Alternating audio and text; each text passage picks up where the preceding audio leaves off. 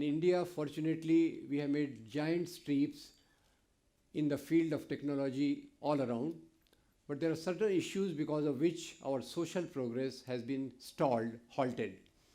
And these issues emerge from the arena of our society, which unfortunately have derived some notions from the past, some misconceptions, because of which lot of divisions have been created in the society. Now, these divisions which have been created in the society in the name of region, in the name of religion, in the name of language, they are coming as a big obstacle for our progress towards a better society. We all know India has made a long journey from kingdoms, feudal society, to the industrial society, and in that last many decades, the type of journey we have made is really phenomenal. At the same time, we are seeing that in the society, lot of focus, lot of distraction is coming in the name of divisive issues, which have not anything to do with the social progress. These divisive issues actually lead to violence, and this violence is basically founded on hatred towards certain sections of society. Now, how is this hatred generated?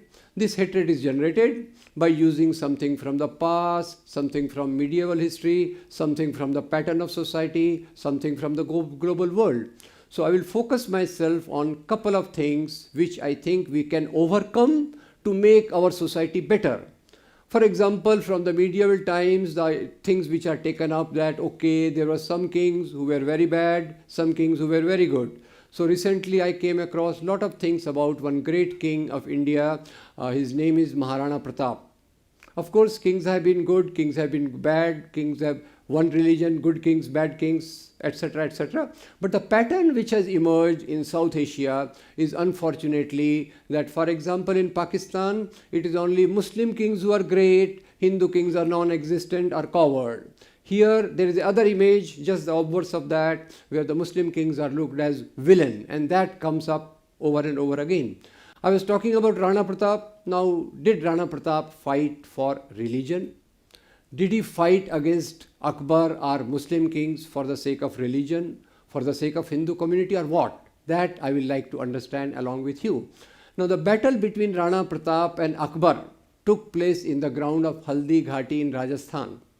Please note, in Rajasthan, Haldi Ghati, there are armies of Akbar on one side, Rana Pratap on the other. Surprisingly, in Akbar's army, Akbar himself is missing. And in place of Akbar, the person who's leading the army, his name is Raja Man Singh. And Raja Man Singh is assisted by many Muslim generals who are working under him. So please see the composition of this army. There are Hindus as well as Muslims in Akbar's army. Rana Pratap on this side, he has a general, one of the important generals called Hakim Khan Sur. So I try to understand with you. On this side also, there are Hindus are also there are Muslims are also there. So please tell me, this battle between Akbar and Rana Pratap, is it a battle between Hindus or Muslims, or is it a battle between two kings? It is a battle between two kings. Is it a battle for religion or is it for power? It's for power, and we are mistakenly saying our great Rana Pratap and evil Akbar, etc., etc. Those sort of things come up. When I'm talking of this, I am also reminded two more things about Akbar. I hope you know all that Akbar had 9 jewels, Navratnas in his darbar. 2 of these Navratnas who were very important in Akbar's court, they were Hindus. Please try to recall those names, and Birbal will instantly strike your mind. What will not strike your mind immediately is a more important king. His name is Raja Todarmal. Why I think Raja Todarmal is more important than Birbal? Because Raja Todarmal in Akbar's court was doing the same thing which Mr. Arun Jaitley is doing today in Modi Sarkar.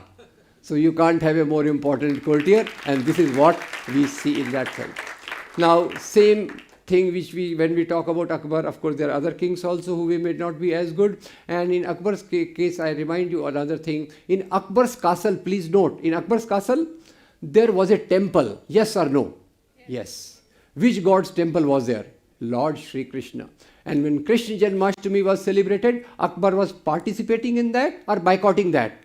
He was participating that, number one. Now I come to our own Maharashtra. In our Maharashtra, we had a very great king who's very much revered by most of the people of Maharashtra.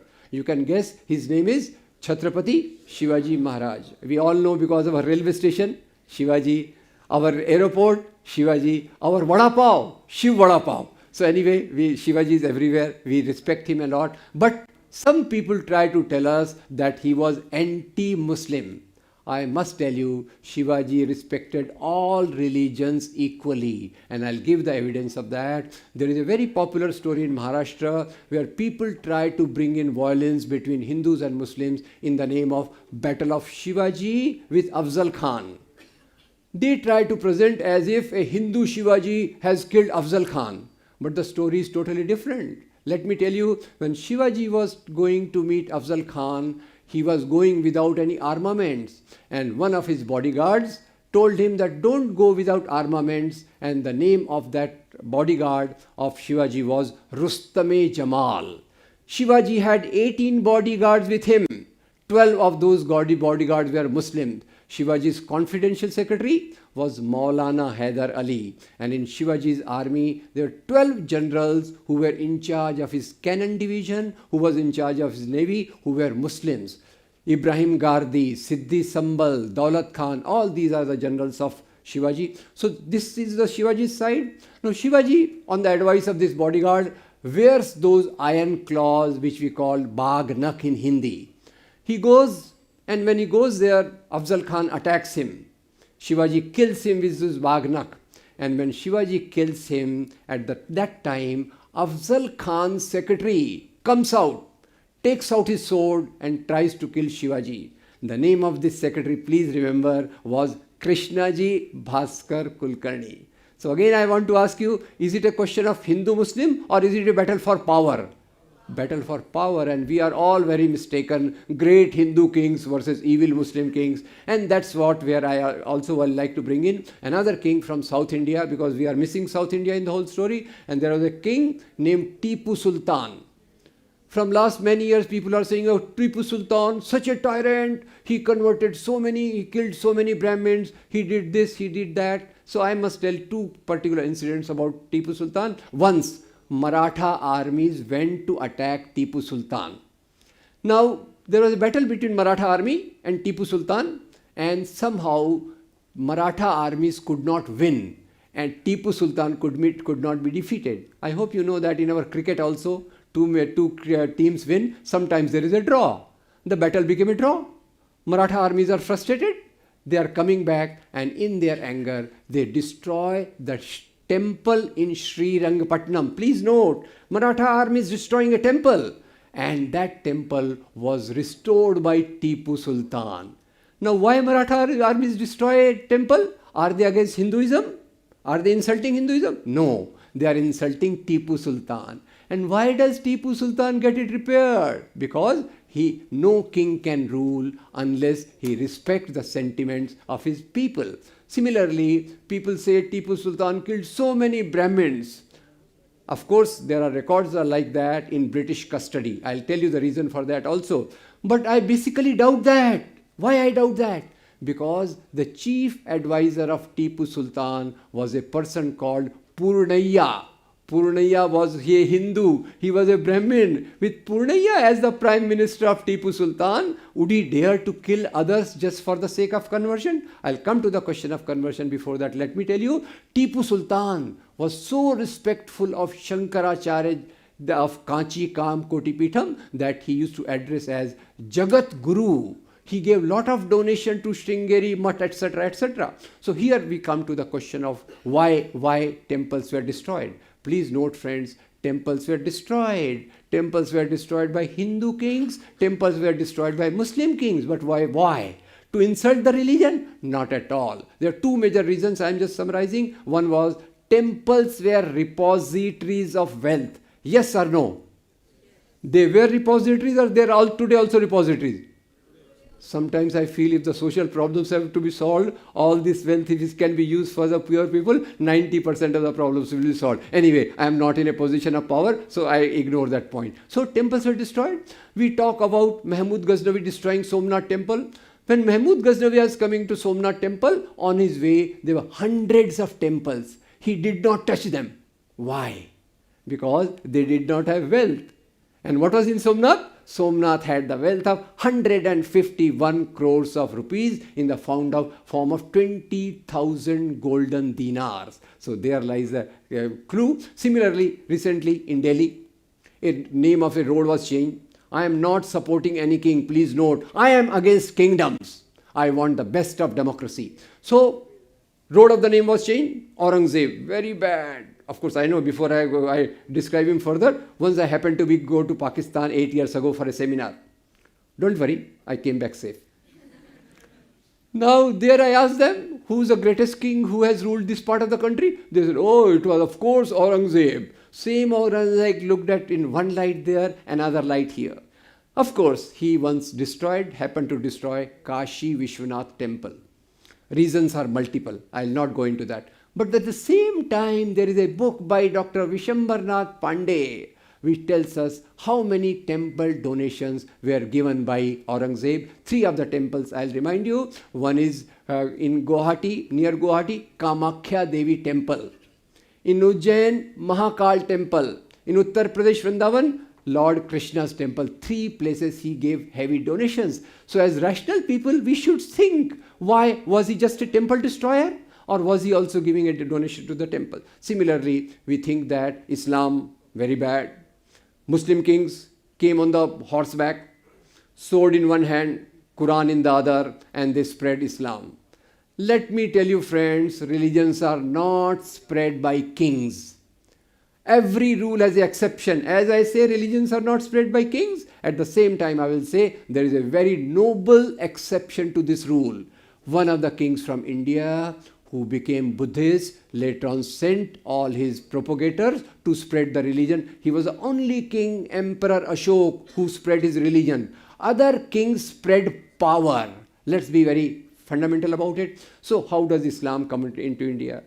Of course, there are some Muslim kings who threatened their rivals that you are religion, otherwise I'll kill you. Those cases are there. But by and large, if Muslim kings were to convert the population here, Hindus would not have been left after 700 years of rule of the Muslim kings. So first, I'll let you, Islam first came to India not through Muslim kings. It came in 8th century, much before the Muslim invaders came in North India. It came on the Malabar coast through the Arab traders. And you'll be surprised to know that first mosque which came up in India was on the Malabar coast. Its name is Cheraman Juma Mosque. And similarly, Swami Vivekananda and other great people tell us that it was mainly to escape the caste tyrannies that many people converted to Islam under the influence of Sufi saints. While we are talking of this Hindu-Muslim issue, let me tell you the greatest contribution to Indian culture has been from all religions. I am very sincere about it that Indian culture is a mix. There are contributions from Islam, there are contributions from Hinduism. The highest form of this contribution comes in 2 great traditions of India. One of the traditions is what we call Bhakti tradition, represented by Kabir, Tukaram, Namdev, Narsi Mehta. And the other tradition is that of a Sufi tradition, Nizamuddin Auliya, Khwaja Garib Nawaz. Please, I'll like to request you to think that Bhakti saints were followed not just by Hindus. They are followed by Hindus as well as Muslims. And people from all religions throng the Sufi saint Dargah. So basically what I am trying to say that because of these misconceptions of history, a hatred is being generated. And hatred is the foundation based on which violence is orchestrated. And violence is the thing which polarizes a society. We have to come back to the path which Mahatma Gandhi showed us, which organization showed us, which the national movement showed us. And it was that path where Mahatma Gandhi, Jawaharlal Nehru, Sardar Patel, leaders are like this, led a movement which led to the Constitution of India, giving us liberty, equality and fraternity. And fraternity basically means that we love all the people of this country as if they are belonging to my family. If we have the sentiments, those people are bad, those people are this, we are great, I think we are doing a great service to the values which emerge from the freedom movement of India and which are enshrined in the Constitution of India. With this appeal, I want you to look inside that all religions, morality of all religions must be respected. Principles of liberty, equality, fraternity must be respected, and we should dream of a society where human rights of each and every section of society is equally respected. Thank you very much.